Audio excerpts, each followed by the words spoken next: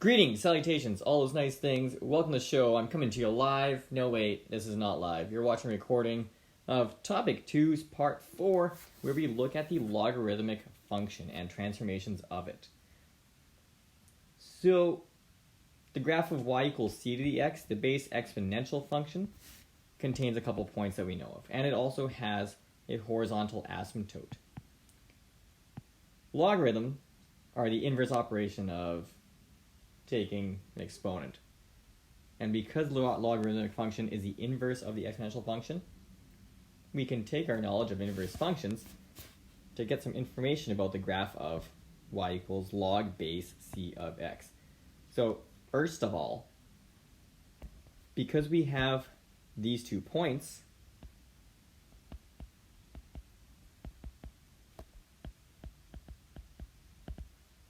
we can say that we can just swap x and y and get our new 2 points. Hooray! Huzzah! And since the original has a horizontal asymptote at y equals 0, this one will have a vertical asymptote. And no longer y equals 0, but x equals 0. So those are things we know about the base logarithmic function. So we're going to try this out. We're going to graph a parent logarithmic function, and then we're going to graph transformations of it as well. I triple dare you to try doing all these yourself. See what you can do.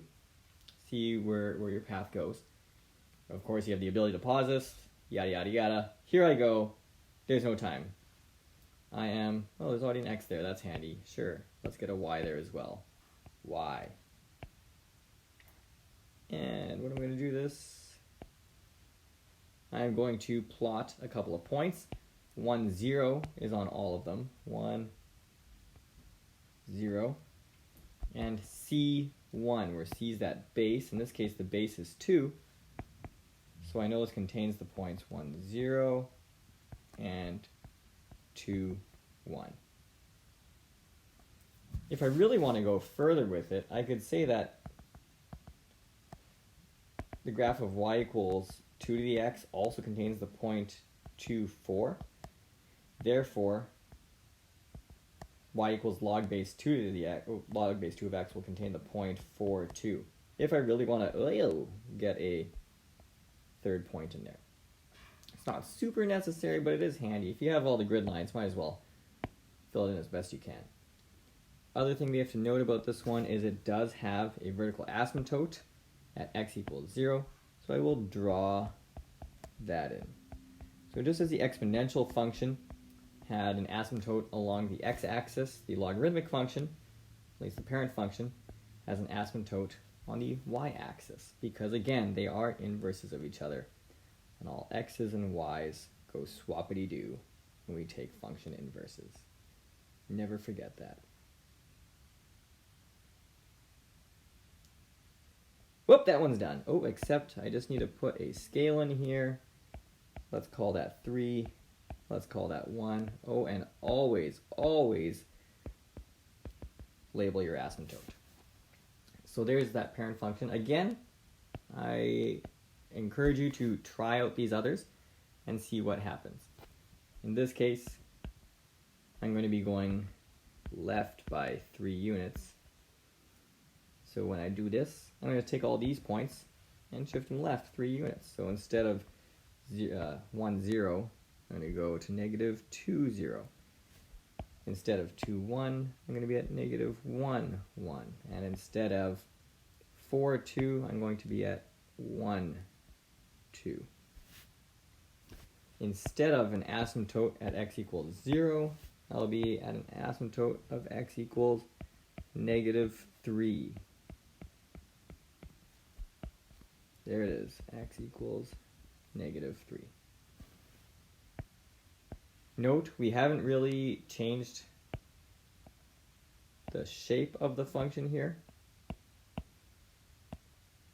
Oh, that's tragic.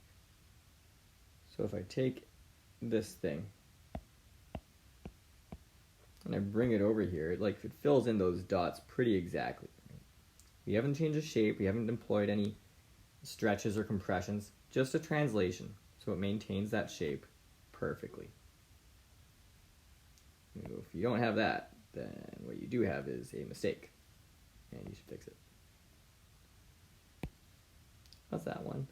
Make sure, of course, always label the axes, label your scale. I'm going to go ahead and do these other ones. You know the drill.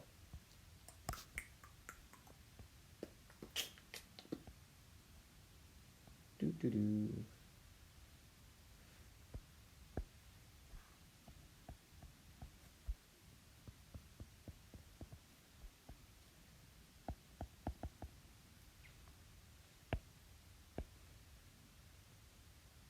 I wonder what this x-intercept is. Isn't that a question for the curious mind? See if you can figure it out. When y equals 0, what would x have to be? Life's little mysteries.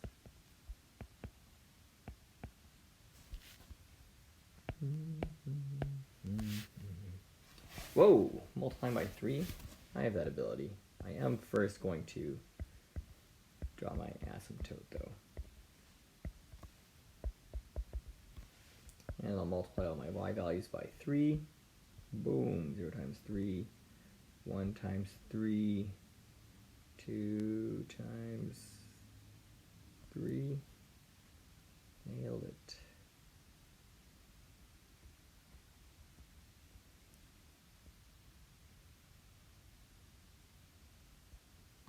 This one has the same general structure as your other exponential or logarithmic functions, but it's just really stretched out up high a bit. Classic it. Well, that's all done. Just kidding. There's more! My goodness. So just keep doing your thing. And, oh, I have to figure this out. All we have here is a flippy-do. We go up to, but that doesn't affect any vertical asymptotes. It doesn't affect any x values, right? So we good here. So I might take this in steps, where the parent function had those points. Remembering that we use dotted lines for stuff that's not our final graph. If we're looking at the transformation of flipping this thing horizontally, then we're dealing with those points. Oop. So just to give us an idea as to what's happening, and then finally up by 2. There, there, and there. And now when we play connect the dots, we don't have a dashed line, we actually have this thing connected.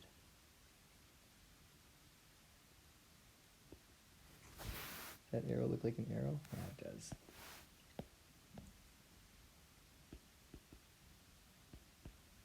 Nice. This one, still no left or right shift, our asymptote is still the same.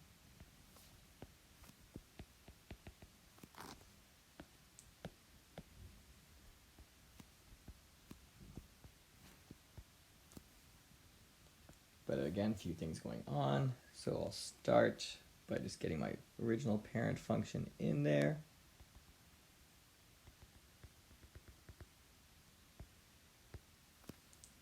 I'll do my vertical flip. Doesn't matter which order you do these two things in, the horizontal compression or the vertical flip. I'm doing the vertical flip.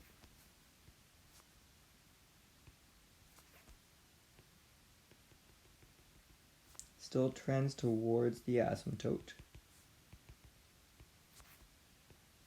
And then goes on forever the other way. And finally that compression by 2. So 1 becomes 1/2, 2 becomes 1, 4 becomes 2. There's probably a 4 there that would be, or an 8 that would be 4, if you really care about that point. You don't have to, though. I threw it in because I like it, and it helps give me a bit of guidance as to how to shape this curve.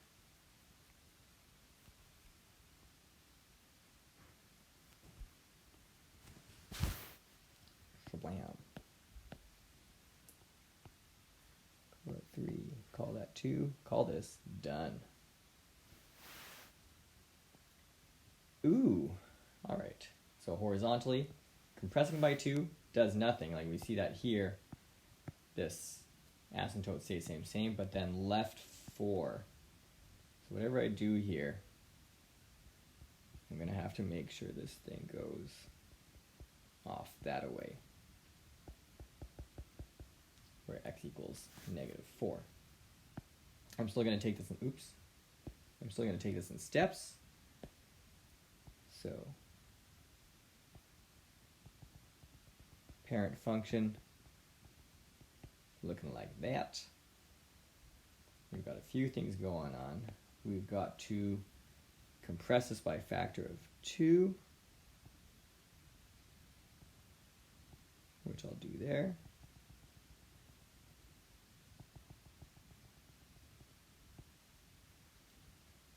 And we're going to have to shift it. Left 4, up 1. So I'm just going to take all these points. 1, 2, 3, 4, up 1. 1, 2, 3, 4, and up 1.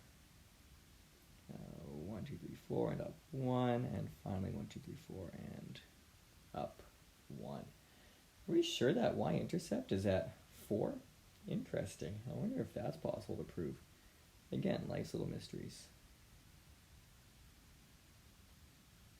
But certainly worth checking out if you want to check it out.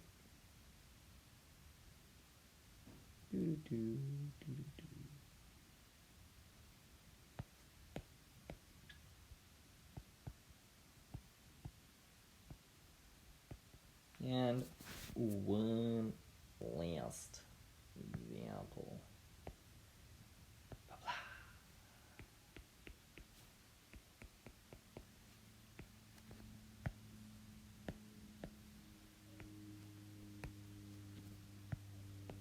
Let's draw my parent. I have 2 parents, actually. Orlando and Tekla. They're wonderful people. But I would not do them justice in a drawing. You've seen my drawings. They're all stick figures. I mean, most of my family is stick figures anyways, but that's irrelevant. What am I doing? I'm flipping this upside downsies. I can do that. Boop, boop, boop, boop, boop, boop, boop, boop, boop. Boop, boop, boop, boop, boop, boop. And dropping by 1. Bam, bam, bam. It's the funniest thing, this graph that we're drawing right here kind of looks like it has the same points as the graph right above it. You see that, right? Yeah, it's interesting. Rather curious. I wonder how it could be that 2 functions that have such different definitions have the exact same coordinates. Again, life's little mysteries. We'll probably never figure that out. So things worth noting. This b value didn't affect our vertical asymptote. Neither did A and K, but we weren't expecting them to affect that asymptote anyway, since they only affect y values, and the asymptote is based on an x value. So the asymptote is always x equals h. There's going to be an x-intercept wherever this argument for the logarithm is equal to 1, as long as, for all c that are greater than 0. That little thing means for all. So for all values of c that are greater than 0, log base c of 1 is 0. That's something we established previously. That's why we have that particular x-intercept. And the range, all real numbers. So just as the domain for the exponential function was all real numbers, taking the inverse means the range is all real numbers. So that's that business. There's a little note here about getting the equations for logarithmic functions, because we noted that all exponential functions could be phrased as having just vertical transformations.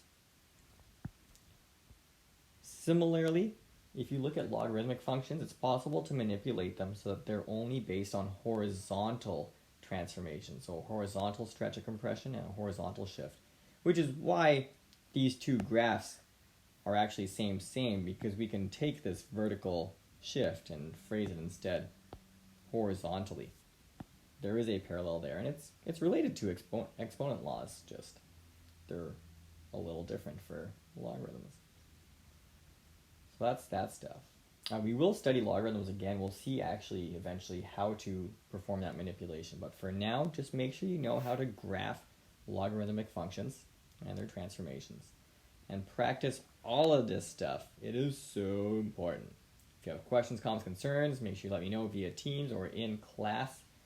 And I look forward to seeing you again. Have a good time.